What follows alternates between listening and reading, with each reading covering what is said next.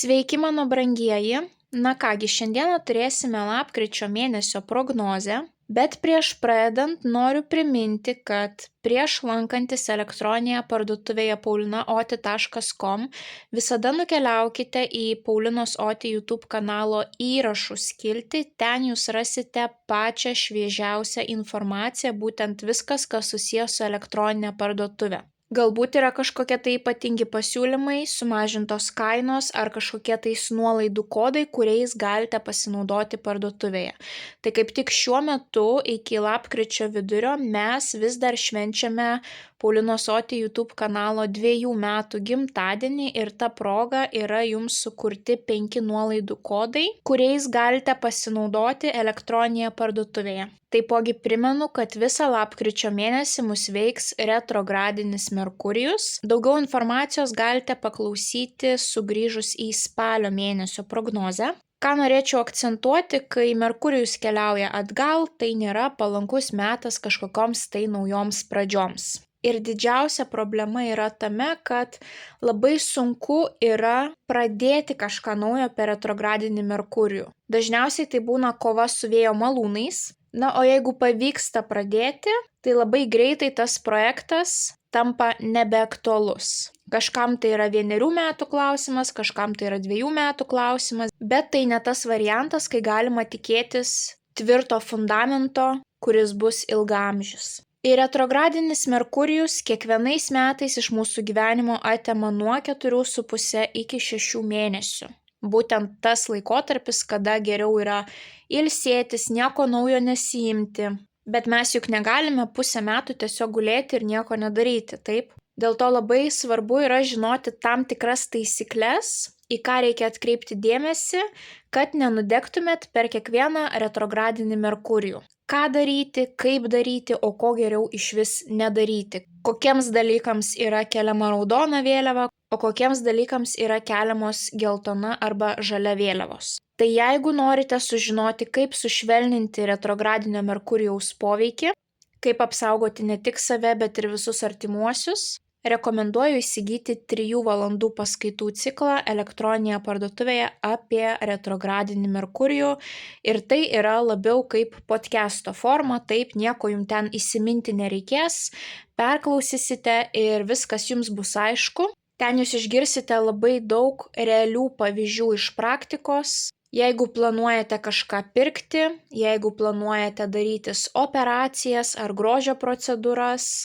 jeigu planuojate pasirašyti naujus kontraktus, jeigu planuojate kažkokias tai keliones turėti, kaip reikia elgtis asmeniniuose santykiuose, ką daryti, jeigu tenka eiti į naują darbą per retrogradinį Merkurijų, visos šitos situacijos yra būtent išanalizuotos tame paskaitų cikle. Tai labai rekomenduoju įsigyti ir taipogi iki lapkričio vidurio, įsigijant šitą paskaitų ciklą, jūs galite jam panaudoti nuolaidos kodą ir sumažinti savo prekių krepšelio kainą.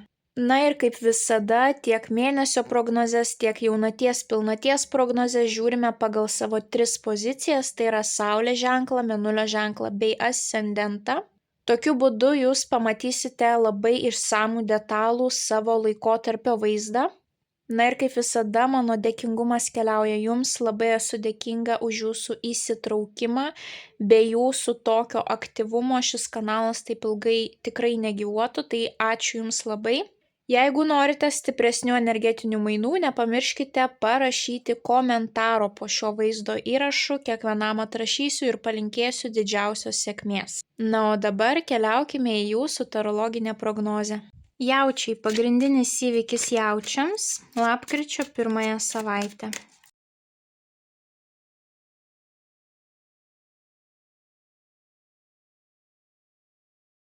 Bei vienas patarimas jaučiams apie jų lapkričio mėnesį.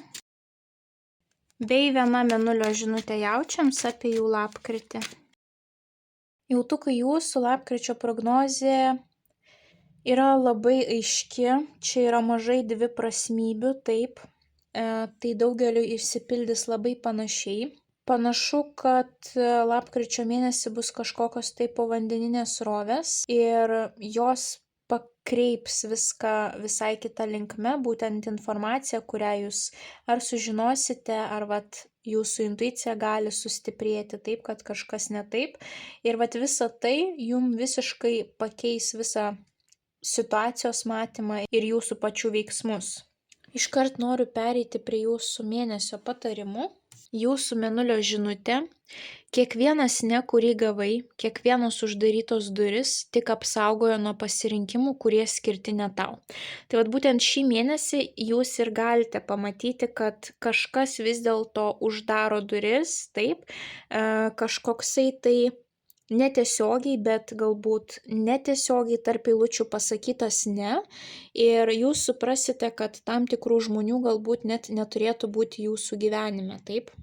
Ir pas jūs visą mėnesį matosi tam tikrų kortų, kurios rodo, kad kažkas gali vykti už jūsų nugaros, jūs galite pasiklysti savo iliuzijose ir jums labai gerai viską reikės apgalvoti, kad suprasti vis dėlto, kas vyksta. Kartais nereikia iškart momentaliai priimti kažkokį tai sprendimą, o labai gerai būtų sustoti ir pasižiūrėti, kaip situacija vystosi, kas darosi su tais žmonėmis, kad suprasti, kaip jums reikia elgtis taip į jų pusę.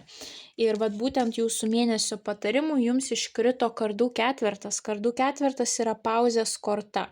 Tai yra korta, kai reikia gyti, kai reikia rūpintis sveikata, kai reikia rūpintis savo emocinę būseną ir nesimti jokių veiksmų. Tai yra būtent padaryti tą pauzę.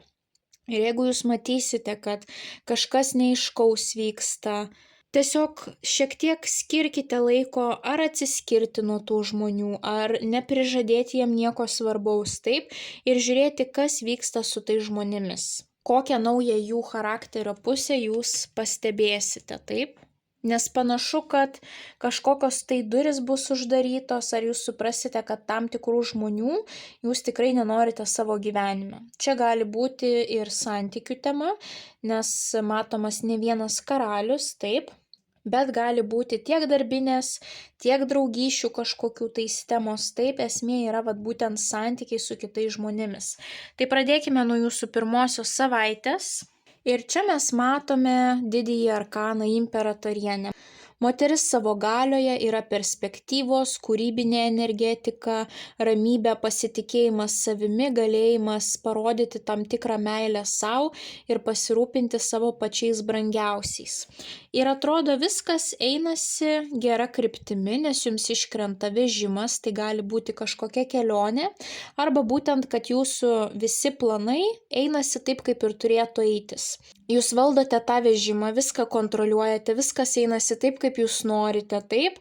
Šita korta yra tokio didelio užsidegimo korta, kai atsiranda motyvacija, imtis, daryti, kai žmogus turi tolumoje tikslą ir niekas jo nuo to tikslo negali patraukti. Bet šalia iškrenta kardų septynetas. Dažniausiai šita korta rodo, kad kažkas vyksta už jūsų nugaros, kas jums nėra žinoma. Ar tai jūsų verslo partneris, ar jūsų darbuotojai, ar jūsų darbdavys, ar jūsų šeimos nariai, ar jūsų antroji pusė, taip? Kažkur kažkas gali vykti visai kitaip, negu jums yra žinoma. Tai iš išorės gali atrodyti, kad viskas einasi gerai, bet kažko galbūt jūs nežinote. Ir jeigu jūsų nuojauta jums pradės kažką sakyti, jūs pradėsite kažką jausti, tai atkreipkite dėmesį į savo nuojautą, jinai jūsų nepaves pirmąją savaitę. Na ir taipogi tai gali būti, jeigu jūs turėsite kažkokią tai kelionę, tai labai saugokitės tos kelionės metu būtent visokių sukčių, tiek jūsų socialinėje erdvėje, galbūt kažkoksai tai elektroninis laiškas ateis keistas, nespauskit jokių nuorodų, taip, galbūt kažkas paskambins. Saugokite savo daiktus, visada prie savęs būkite juos prispaudę taip, kad nieko blogo nenutiktų kelionės metu. Na, žodžiu, būkite ypatingai budrus. Tai netgi gali būti kažkokia situacija, kai jūs viską norite susirinkti ir patyliukais nuo kažko tais išeiti, taip. Esmė yra tame, kad šita korta rodo žemą moralę. Tai vat, kad karma būtų mūsų gera, taip, kad mes neprisišauktume kažkokių tais po to nemalonių situacijų į savo gyvenimą, tai jeigu jūs jaučiate, kad tai bus labai žema moralė, taip kaip jūs pasielgsite, tai geriau to veiksmo nedarykite. Na, o jeigu kiti pasielgs taip su jumis, tai tiesiog pasidarykite išvadas taip ir išbraukite tuos žmonės iš savo gyvenimo. Tai vat jeigu, pavyzdžiui, jūs turite savo verslą ir atsiranda kažkokie tais nešvarūs pasiūlymai, ar atsiranda idėja, pavyzdžiui, kad gal galima darbuotojams mokėti juodai, taip, dalį juodai, dalį oficialiai, ar dar kažkokios tokios pagundos, tai jomis nesivadovaujam, tai yra labai negerai. Su laiku vis tiek jums reikės atsiskaityti viską, ką jūs mokėjot juodai, taip ir nemokėjot valstybei. Tai vat įvairiausios tokios situacijos, kur galbūt atrodo, na, kas čia tokio, gal aš sumokėsiu mažiau mokesčių, gal aš čia kažko neparodysiu, ar kažkaip labai negražiai pasielgsiu su savo pažįstamais, šeimos nariais, darbuotojais, taip. Visi tokie išdavimo momentai, nuslėpimo momentai, kad kitam būtų blogiau, atkeršyt, tai šitų dalykų patys venkit, bet yra tikimybė, kad jeigu pas jūs tokių jokių minčių nėra, tai kažkas šalia jūsų gali būti toksai, tai irgi pasižiūrėkite atidžiai į visus, neatskleiskite kitiems žmonėms savo planų, taip, labai mąstykite, ką šnekate, kad tie, sakykime, paviduoliai nepasinaudotų jūsų suteiktą informaciją. Tuomet antrąją savaitę pas jūs čia jau gali būti meilės santykiai, arba netgi ryšys iš praeities gali atkeliauti pas jūs, būtent per retro Merkurijų žmonės iš praeities mūsų buvę pas mus atkeliauja, taip. Tai pasižiūrėkime jūsų antrąją savaitę.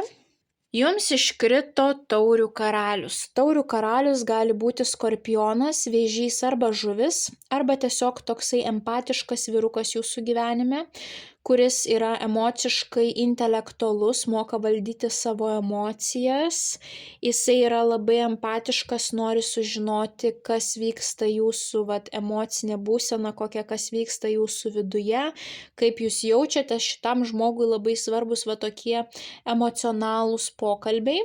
Ir šitas vyrukas gali būti įsimylėjęs jūs, nes būtent tai yra kūrybingas žmogus, kuris gyvena pagal savo jausmus ir santykiai, meilė jam yra svarbus, taip. Arba tai bus, pavyzdžiui, žmogus tokios profesijos, arba menininkas, arba žmogus dirbantis su kitų žmonių emocijomis, taip. Tai antrąją savaitę jisai jums bus svarbus. Ir šalia iškrenta taurių šešetas, tai yra nostalgijos korta ir praeities korta. Tai gali būti, kad tas vyrukas su jumis susisieks, arba jūs jį netikėtai prisiminsite santykius su juo, kaip viskas buvo, arba tai bus, jeigu tai ne žmogus iš praeities, tai šita korta rodo, kad bus abipusis stiprus ryšys dviejų žmonių, taip, kad tiek jis jums rodo gražiąją savo pusę, tiek jūs jam rodot savo gražiąją pusę ir abu atrodo lyg pasiruošę esate investuoti į tą ryšį daug. Ir taipogi iškrito taurių devynetas. Kyla jūsų pasitikėjimas, jūs švytite, jūs esate patenkintas savimi. Taurių devynetas tokia korta, kai jūs jaučiate šaunuolę, taip?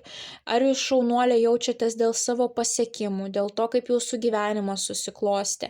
Galbūt tas žmogus yra iš praeities ir jūs su juo susitinkat ir pradedat analizuoti, kaip susiklostė jo gyvenimas ir kaip jūsų. Ir jūs galvojate, visai neblogai čia man pasisekė lyginant su tuo vyruku, taip? Arba jūs suprantat, pavyzdžiui, kad su tuo vyruku nebūtų buvę jums geriau, negu yra dabar. Yra toks pasidžiaugimo momentas, kaip buvo kažkada ir kokia jūs esate dabar, taip? Gali būti ir, kad tas vyrukas rodys nuostabų labai malonų dėmesį ir jums tai labai patiks ir jūsų savivertė labai išauks tą antrąją savaitę, taip? Jums gali labai patikti būtent viskas, kas vyksta tarp jūsų. Tai netgi gali būti ir, pavyzdžiui, psichoterapeutas, pas kurį jūs nukeliausite, arba šiaip vyrukas, kuris neslepia savo simpatijos jums, taip, net jeigu tarp jūsų nieko nebuvo, bet jisai gali ateiti ir tiesiog jums pasakyti komplimentą ir jūs, tiesiog nušvisite, taip, jūs sužydėsite, pradėsite žydėti ir jums labai patiks visa ta situacija, tie jausmai, kuriuos jūs jaučiate, taip. Tai gali būti ir šventimo korta. Visos 3 kortos gali rodyti šventimą ir būtent taurių karalius gali būti tas, kuris mėgsta pakelti taurę, taip. Galbūt kažką švęsite, kažkokią šventę ir toje šventėje jūs sutiksite tą taurių karalių. Tik labai svarbu yra atkreipti dėmesį, kad būtent tas kardų 7 nebūtų susijęs su juo, taip. Jeigu pirmąją savaitę jo čia dar nebus, tai greičiausiai kardų 7 neturi jokio ryšio su juo. Bet jeigu jūs jau čia turite tą karalių, taip, tai gali būti, kad čia šita situacija susijusi būtent su šituo taurių karaliumi. Bet kokiu atveju antroji savaitė jums emociškai bus labai labai maloni. Kiek tai bus iliuzijos, o kiek tai bus iš tiesų rimta, jūs pamatysite vėliau kitomis savaitėmis. Tai išlaikykite racionalų protą. Ypatingai dažniausiai, jeigu buvę grįžta per retro Merkurijų, jie vis tiek ilgai neužsibūna.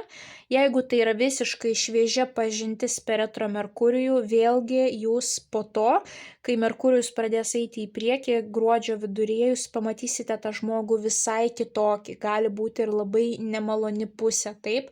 Dėl to nepameskite proto, džiaukitės momentu, bet per daug savo neleiskite, ypatingai jeigu tai yra šviežia kažkokia pažintis. Jeigu tai jau yra brandus ilgalaikiai santykiai, tai tiesiog atkreipkite dėmesį taip, ką jūsų nuojauta sako. Ar yra kažkas tam paslėpto ar ne.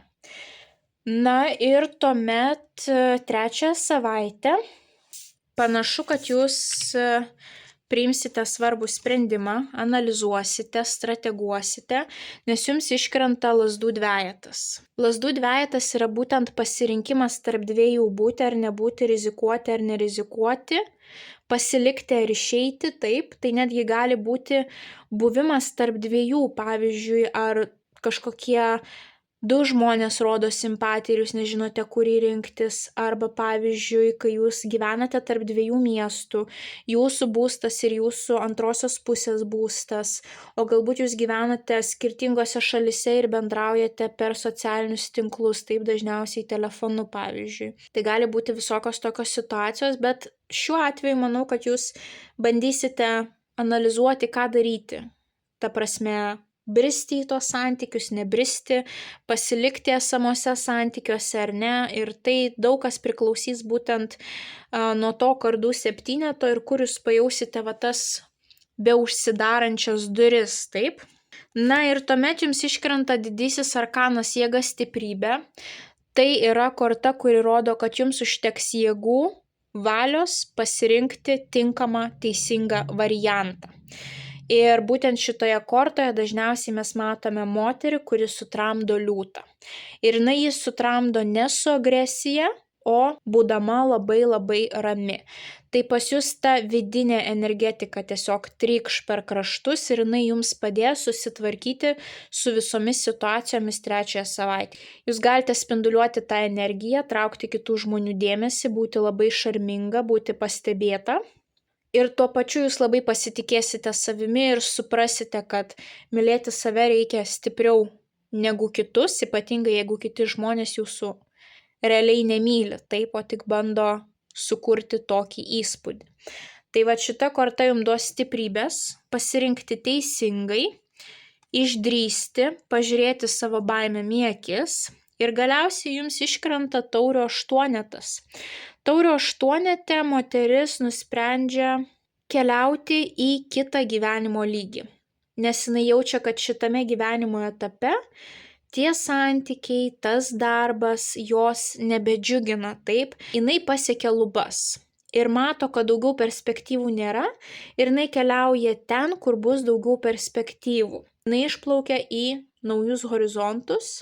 Jinai nori atrasti kažką, santykius, darbą, ar socialinį ratą, kuris ją įkvėptų, motyvuotų, vat būtent stiebtis, siekti ir kad norėtųsi pabusti kiekvieną dieną ir tiesiog su didžiuliu pozityvumu žengti į tą dieną, taip? Tai panašu, kad jūs nuspręsite vat būtent žengti laipteliu aukštyn, taip, kai vat reikės jums priimti tą sprendimą. Ir kiekvienam čia bus skirtingai. Jeigu jūs jaučiate, kad atsirado kažkokie perspektyvūs santykiai, tai jūs bandysite žengti kartu su tuo žmogumi į tos santykius. Jeigu jūs jaučiate, kad dabartinėje situacijoje jūs visus peraugot, niekas jūsų nemotyvuoja, jūs išaugo daugiau negu kiti žmonės, ar tos situacijos, ar darbo situacija, taip, tai jūs galite nuspręsti palikti visą tai. Ir taipogi Taurio aštuonetas gali rodyti realią kelionę. Jeigu, pavyzdžiui, pas jūs šie santykiai per atstumą, ar kažkoksai tai šeimos narys per atstumą, tai jūs išdrysite rizikuoti ir nukeliauti pas tą žmogų, susitikti su tuo žmogumi, taip. Daugeliu iš jūsų greičiausiai čia bus ne kelionė, o būtent tos uždarytos durys, taip. Jūs pagaliau nuspręsite, ką reikia daryti. Na ir paskutinėje savaitė jums iškrenta moteris ir vyras, būtent taurių dama ir monetų riteris. Tai va čia gali būti dar kiti santykiai, nes čia jums krito taurių karalius, čia jau jums krenta monetų karalius. Ir monetų karalius būtent yra labai žemiškas, racionalus, jisai gali būti ožiaragis, jautis, mergelė. Žmogus, kuris labiau rūpinasi materialinę šeimos pusę, žmogus, kuriam svarbus pinigai, karjera, jisai gali būti mažiau empatiškas, mažiau emocionalus ir nereikšti taip žodžiai savo jausmų, kaip galėtų reikšti vat būtent šitas taurių karalius. Ar tai reiškia, kad monetų karalius jūs myli mažiau? Tikrai ne. Galbūt jisai kaip tik savo darbais parodys jum, kad jisai yra geras kandidatas, taip, o galbūt kaip tik jūs pajausite, kad jums finansiškai nieko nereikia, jums reikia būtent tos emocijos, tų žodžių, kad rūpintųsi jūsų emocinė būsena ir jūs suprasite, kad jums tas kandidatas yra svarbesnis, taip. Tai gali būti vienas ir tas pats vyrukas, tik kad savaitėm einant jo būtent elgesys gali pakisti, taip. Jeigu čia mes turėjom labai empatišką vyruką, kuris buvo pasiruošęs atskleisti savo jausmus, pasidomėti jūsų jausmais, tai čia žmogus virsta į tokį karjeristą darboholiką, kuriam svarbu tik aprūpinti savo šeimą, sakykime, maistu, sumokėti komunalinius mokesčius, o kad moteris, pavyzdžiui, pergyvena ar turi kažkokias baimės, stresą, tam žmogui nelabai yra suprantama, taip, nelabai žino, kaip paguosti. Tai vat arba čia tas pats žmogus, tik jo energetika pasikeičia, arba čia bus du skirtingi vyrukai ir jūs būtent analizuosite, sakykime, kuris yra tinkamesnis, taip. Na, o čia taurių dama, tai jūs galite būti, nors aišku, čia ne jūsų stichija, bet būtent taurių dama yra moteris, kuri yra įsimylėjusi. Taip, šiuo atveju vyrukas žiūri blaiviau į šitus santykius negu šita moteris. Šita moteris jau skrajoja padebesiais, jinai jau planuoja jų vestuves arba kaip nuostabiai jie gyvens kartu, taip, jinai yra dabar tokioje jautrioje būsenoje ir būtent tarp šitų žmonių atkeliauja mėnulis. Mėnulis rodo tamsų paros metą. Ir kaip sako, rytas už vakarą protingesnis, čia tiesos jūs nematysite. Čia kol kas yra nežinia, pauzė kažkokia gali būti, kažkas tai dvejoja, nežino, ką daryti su šitais santykiais, taip, pas jūs gali iškilti daug abejonių, baimių, arba tas žmogus visiškai gali dingti, taip, kažkuriam tais laikui ir jūs nežinote, kaip čia suprasti. Tai vat būkite labai atsargus visą mėnesį su tais santykiais, taip, dėl to ir sakiau vat būtent antrąjį savaitėj, kad iškart neįsimylėkite, pasižiūrėkite, tas vyrukas gali labai greitai dingti, taip, tai įdomu, ar čia bus tas pats vyrukas, ar čia jau pas jūs kitas vyrukas atkeliauja taipogi. Čia gali būti, jeigu ne meilės santykiai, tai gali būti, pavyzdžiui, kad taurių dama ir monetų karalius yra jūsų mama ir tėtis. Ir pas jūs yra tokia mėnulio būsena, kur jūs nežinote, ką daryti, pas jūs atkeliauja daug baimių, taip, ar dėl santykių, ar dėl karjeros, ar kad kažkoks tai žmogus kažką rezgia už jūsų nugaros ir jūs dabar kažkaip nebegalit juo pasitikėti, bet nežinot, ką daryti toliau, taip, tai šitie du žmonės jūs gali paremti. Tas vyrukas gali jūs finansiškai paremti, moteris gali jums suteikti emocinį palaikymą, tai gali būti netgi jūsų draugai, nebūtinai mama, tėtis, taip, ar kiti artimi žmonės. O kažkam iš jūsų tai būtent bus, kad atsiranda tam tikra neaiški situacija santykiuose. Tai labai svarbu bus, kad jūs priimtumėt teisingą sprendimą, kad jūs suprastumėt, aiškiai matytumėt, kur duris užsidaro ir nebandytumėt belstis ten, taip, suprastumėt, kad meilė savo, pagarba savo yra žymiai svarbiau ir kad jums nereikia tokio žmogaus, paskui kurį reikia bėgti ar su kuriuo jūs nesijaučiate saugiai. Ir tai nebūtinai liečia meilės santykius, tai liečia visus santykius, tiek karjeros, verslo, savirealizacijos temą, tiek asmeninius santykius, taip, tiek draugystės. Taurių dama netgi gali būti būtent jūsų psichologė, psichoterapeutė, ezoterinių profesijų atstovė, tai yra astrologė, tarologė, numerologė, moteris, kuri dirba su jūsų emocijom, kuri analizuoja viską, kas vyksta jūsų viduje, tai galbūt jūs paskutinėje savaitę būtent pasikreipsite į tokią moterį, kuri jums gali padėti išnarplioti būtent jūsų tą vidinę būseną, vidinį labirintą. Bet prisiminkime jūsų būtent patarimus, kurie galioja visą mėnesį. Kiekvienas ne, kurį gavai, kiekvienas uždarytos duris tik apsaugoja nuo pasirinkimų, kurie skirti ne tau. Tai žiūrėkite į visą tai kaip į apsaugą nuo gyvenimo, kad gyvenimas jūs bando apsaugoti, neprileisdamas tam tikrų žmonių prie jūsų. Ir lazdų ketvertas, tai yra pauzės korta, neskubam imtis kažkokių tais veiksmų, neskubam teisti, neskubam daryti išvadų, jūs galite kažko nežinoti, nesuprasti. Tiesiog lapkričio mėnesį bandom išlaukti, taip, susifokusuodami į save, į savo sveikatą, į savo emocinę būseną, bandydami pailsėti, bandydami pažinti save geriau, taip, mėgautis tiesiog tuo poilsiu. O čia jau jūs pamatysite su laiku, taip, laikas geriausiai viską parodys, būtent jeigu tai asmeniniai santykiai, ar tas žmogus visą laiką bus šalia jūsų, ar jisai kažkur pradingo kaip vaiduoklis ir tada netikėtai užsimanys pasirodyti lik niekur nieko, taip, viskas pasimatys laikui bėgant. Tai labai svarbu iš jūsų pusės, kiek įmanoma rūpintis savimi, mėgautis lapkričio mėnesiu, mažiau atsiskleisti kitiems žmonėm, nepasitikėti nei pozityviais, nei negatyviais kažkokiais tai komentarais. Jei žmogus jums pasakys kažką šilto, tai nereiškia, kad jisai tikrai taip mano, gali būti ir kažkokie paslėpti kėslai, taip. Jeigu žmogus jums pasirodys iš negatyviosios pusės, tai nereiškia, kad tai tiesiogiai susijęs su jumis, galbūt pas tą žmogų kažkas nelabai malonaus vyksta dabartinėme gyvenimo etape, taip, tai tiesiog reikia šiek tiek laiko. Jum lapkričio mėnesį greičiausiai bus rūkas akyse, nelabai jūs ką suprasite, tai tiesiog susifokusuokite į kasdienės smulkmenas, į kasdienius malonumus. Na, o kur matote, kad situacija neaiški, tai nesistengkite per daug aiškintis, nes retro Merkurijus negeras metas aiškintis. Vienas pasakys ne taip, kitas supras visiškai ne taip ir vis tiek jūs prie nieko neprieisite, taip? Tai geriau būtų, kad šitą jūs įtemptą energetinį laikotarpį šiek tiek pragyventumėte, galbūt tvarkytumėtės, taip, peržiūrėtumėte savo senus drabužius, daiktus, ką galima atiduoti, ką padovanot, ko atsisakyti, ką išvalyti, taip. Tiesiog laisvinkite energiją, kaupkite jėgas savo, bandykite atsistatyti, pailsėti, taip. Nu, šitus visus emocinius reikalus perkelkit į gruodžio mėnesį, geriau gruodžio antrąją pusę, tada jau galėsite spręsti ir aiškiau visą situaciją matyti.